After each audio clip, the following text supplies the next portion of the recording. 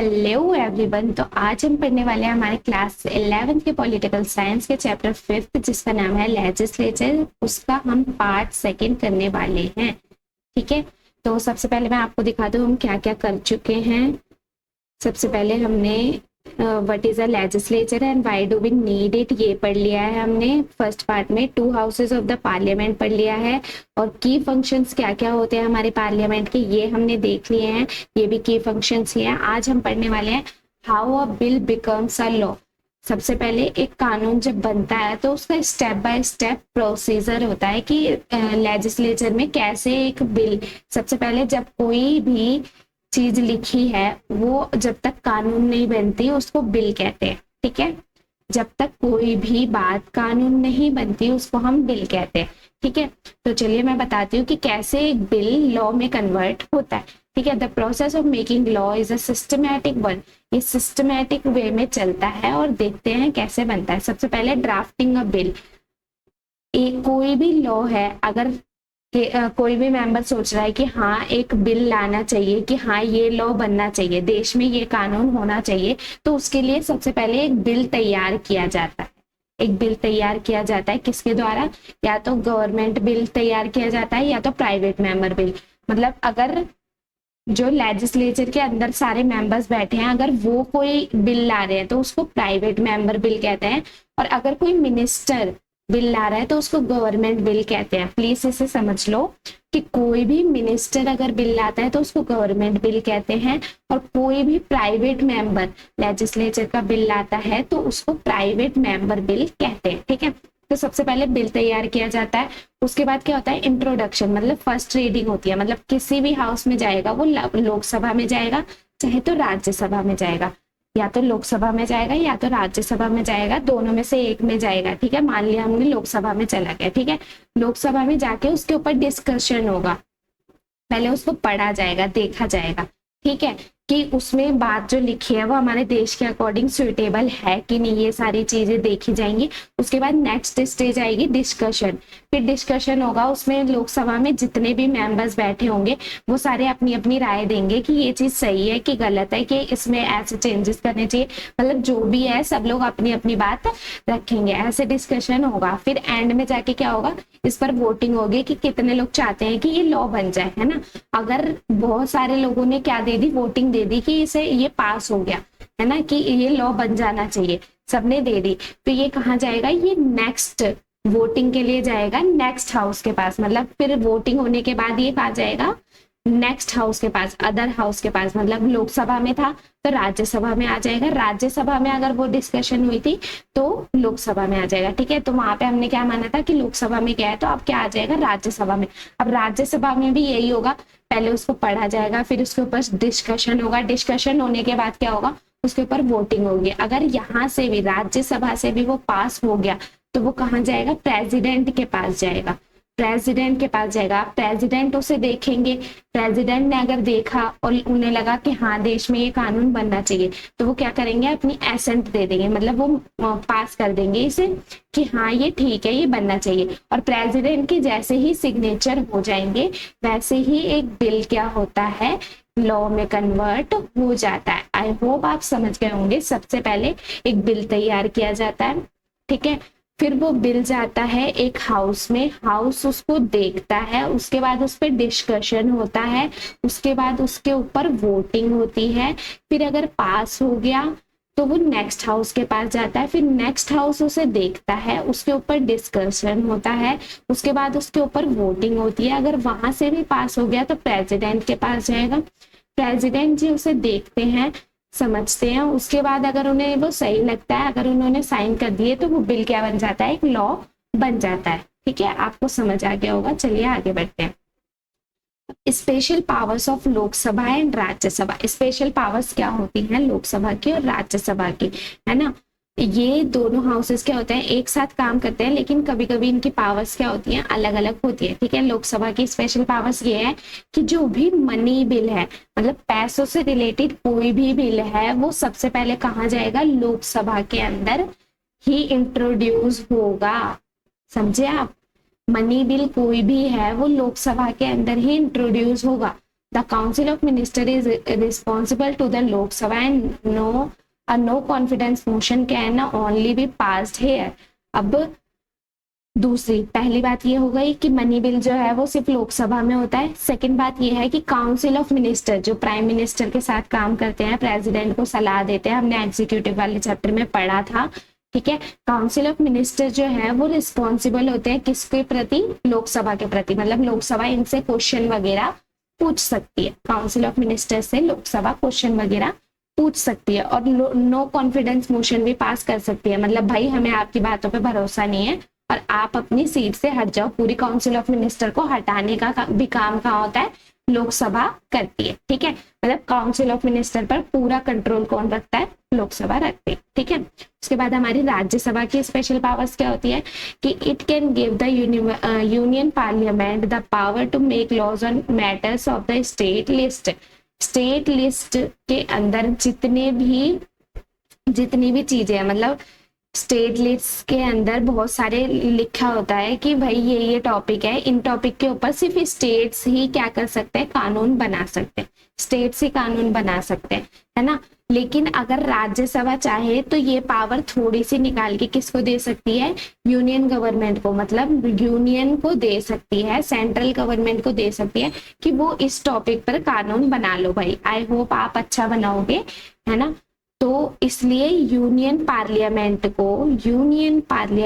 को state list के ऊपर कानून बनाने की इजाजत कौन देती है, हमारी राज्यसभा देती है। आपको बस इतना याद रखना है कि यूनियन पार्लियामेंट को स्टेट लिस्ट के ऊपर कानून बनाने की इजाजत कौन देती है, हमारी राज्यसभा देती है, ठीक है। It can initiate the process for the removal of the vice president. Vice president के रिमूवल मतलब वाइस प्रेसिडेंट को अगर उनकी पोस्ट से हटाना है तो ये कहाँ पे प्रोसेस स्टार्ट होगा, राज्यसभा के अंदर स्टार्ट होगा। आई होप आप समझ गए होंगे। ऐसा क्यों होता है कि वाइस प्रेसिडेंट को राज्यसभा के अंदर हटाया जाएगा, ये सबसे पहले मतलब वहां पे इंट्रोड्यूस होगा कि भाई वाइस प्रेसिडेंट को हटाना है। ये इसलिए होता है क्योंकि वाइस प्रेसिडेंट जो होते हैं वो क्या होते हैं, राज्यसभा के हेड होते हैं, ठीक है। तो इसीलिए इन राज्यसभा को हक मिल रखा है कि वाइस प्रेसिडेंट को अगर हटाना है तो राज्यसभा इसकी बढ़ोतरी करेगी कि भाई राज्यसभा बोलेगी कि वाइस प्रेसिडेंट को हटाना शुरू करो तो ही वाइस प्रेसिडेंट को हटाने का प्रोसेस स्टार्ट होगा, ठीक है। आई होप आप समझ गए होंगे। दो इनकी स्पेशल पावर्स है, दो इनकी स्पेशल पावर्स है। चलिए आगे बढ़ते हैं। अब हमारी पार्लियामेंट्री कमेटीज क्या होती है, ठीक है। मैं बताती हूँ। Parliamentary committees are small groups of MPs that examine bills, budget and policies in detail.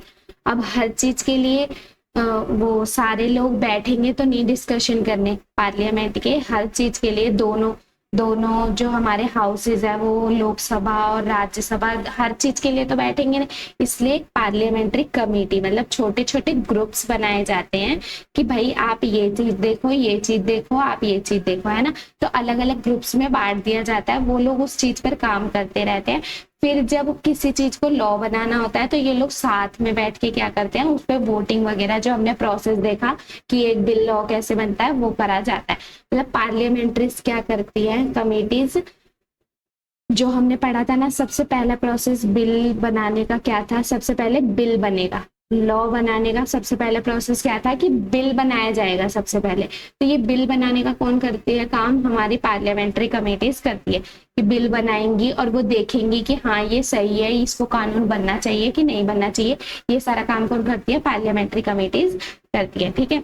They are often called miniature legislature. ये मिनिएचर लेजिस्लेचर के नाम से भी जानी जाती है। क्यों जानी जाती है, क्योंकि ये भाई मतलब लोकसभा या राज्यसभा में जाने से पहले ये लोग पहले ही देख लेते हैं कि भाई ये बिल बनने लायक है कि नहीं है।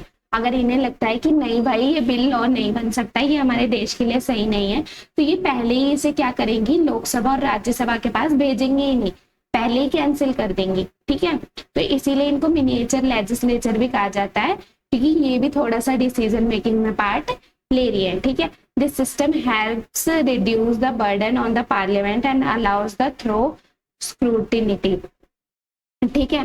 तो जो बर्डन होता है, अगर सारा काम लोकसभा और राज्यसभा को ही करना पड़ जाए, बिल बनाना, देखना, फिर उसको फिर से देखना, डिस्कशन करना, फिर वोटिंग करना, फिर से देखना, फिर से डिस्कशन करना, वोटिंग करना, तो ये सारा बहुत मतलब पार्लियामेंट के ऊपर बहुत ज्यादा बर्डन हो जाएगा। ये बर्डन कम करने का काम कौन करती है? हमारी पार्लियामेंट्री कमेटीज करती हैं, क्योंकि ये पहले ही क्या करती हैं, देख लेती है कि ये चीज सही है कि गलत है, फिर उसको भेजा जाता है, फिर उसको डिस्कशन करने में आसानी होती है। तो चलिए आगे बढ़ते हैं। Interesting facts about legislatures in India. India के लेजिस्लेचर्स के लिए इंटरेस्टिंग फैक्ट क्या है? Not all states in India have a by cameral legislature. India में सारे स्टेट्स के अंदर बाई कैमरल लेजिस्लेचर नहीं है, मतलब 2 हाउसेज में ही है सब में। स्टेट्स में, सारे स्टेट्स में 2 लेजिस्लेचर नहीं है। ये क्वेश्चन आता है आपके एमसीक्यू में भी आ सकता है, 2 नंबर में भी आ सकता है।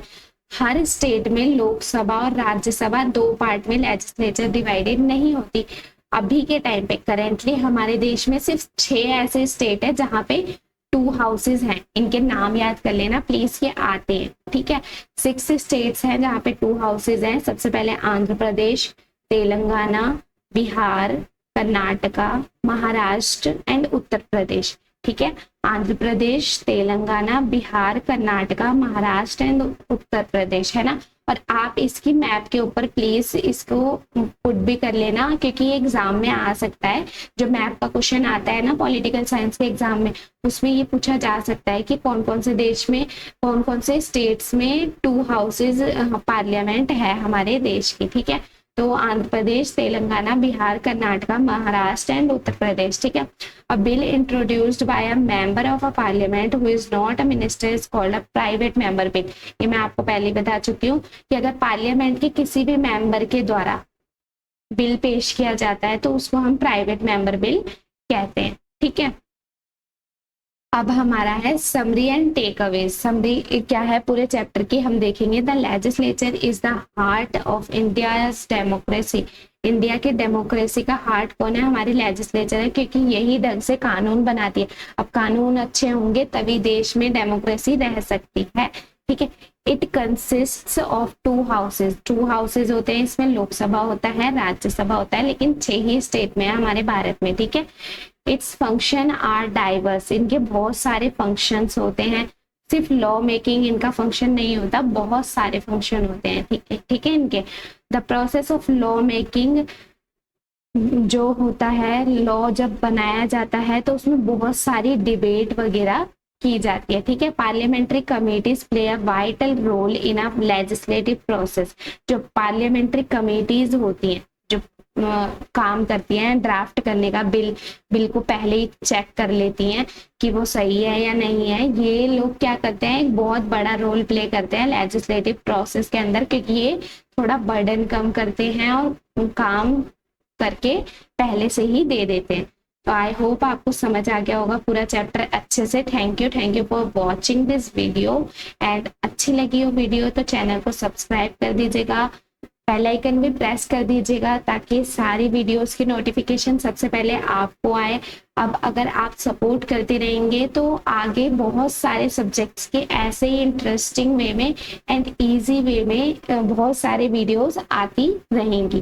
Thank you for watching this video.